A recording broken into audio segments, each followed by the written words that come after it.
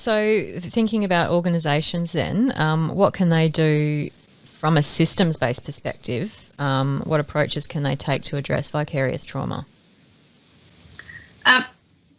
It has to be risk-based. So that's fundamentally what the starting point needs to be for organisations.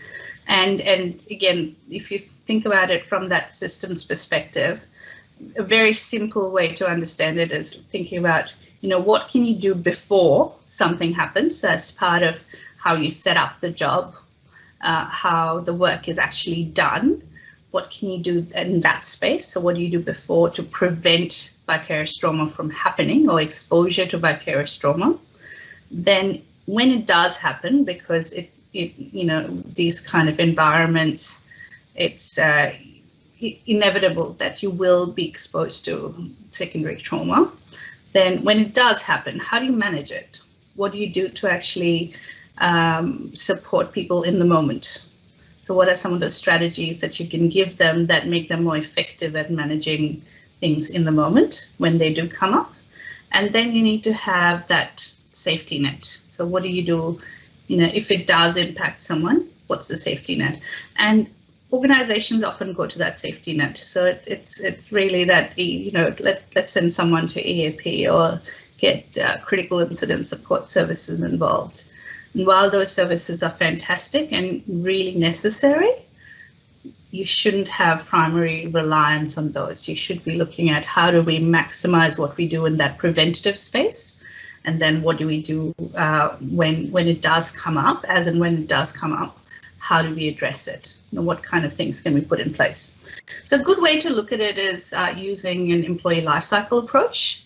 So it has to be specific to different roles, because using an employee lifecycle approach allows you to think about what are the different points of intervention that you could target. So can you think about what you might put in place as part of the recruitment process?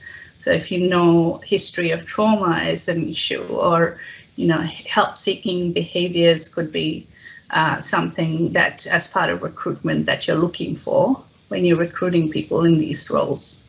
Then when you're inducting them, what kind of things are you putting in place there? Are you training them right up front in terms of what to expect, being realistic and reassuring them of the supports that are being put in place? And that effect that happens, that where new starters feel a bit lost and might feel a bit overwhelmed around that 6 to 8 week mark.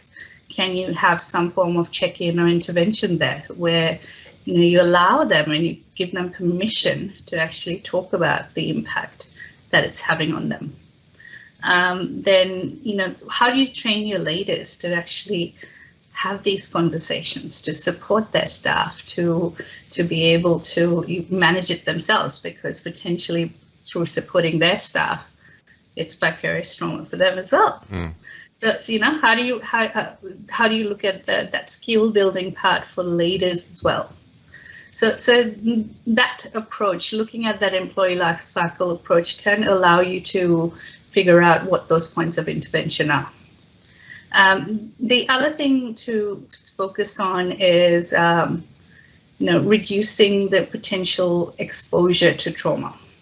You can be quite, if you do a bit of a job analysis. So in OH&S terms, we often do task risk analysis, how risky is a job. And you have to do that from a psychological sense as well. So what are, if in a day in a life of, what are the potential triggers? What are the potential sources of issues that people might face?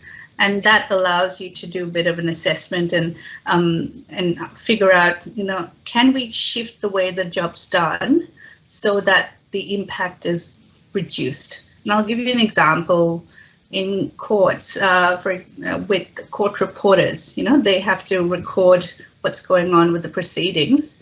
So one of the ways in which they manage that exposure or limit that exposure issue is that they do not record more than 15 minutes of a case at a time. After 15 minutes, they get a new case recording and it switches to the next person. So that way they're not getting fully involved in the story and the testimony and evidence that they're hearing for a prolonged period.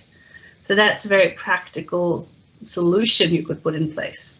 Then, I've seen in other areas where, when different clients or other things come in, they do a bit of an assessment of how, if we had to do a risk assessment, would we say this is really challenging? So they have almost like a bit of a traffic light system. And you could monitor whether or not any one individual is getting too many of those. So in terms of distributing the load quite a bit, you could be strategic about some of those things.